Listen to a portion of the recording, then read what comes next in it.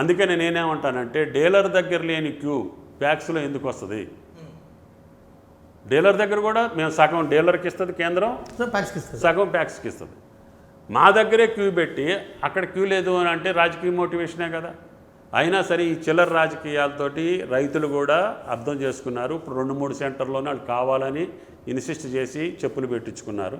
ఆ చెప్పు దెబ్బలు వాళ్ళకే పడతాయి తప్ప మాకేం కాదు. ఇప్పుడు ఉపరాష్ట్రపతి ఎన్నికల వరకు యూరియా ఇష్యూ పోతుందంటే అంటే నిజంగా అంత అంత ఉందా సివియారిటీ?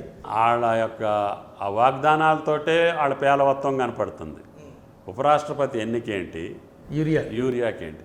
యూరియా ఎప్పుడు ఇచ్చినా కేంద్రమే ఇవ్వాలి. ఈరోజు ఇచ్చినా ఇంకొక నెలకి ఇచ్చినా అది ఏ రాష్ట్ర ప్రభుత్వం తయారు చేసేది కాదు, ఇవ్వగలిగేది కాదు, ఇంకొక పార్టీ కూడా ఇవ్వగలిగేది కాదు.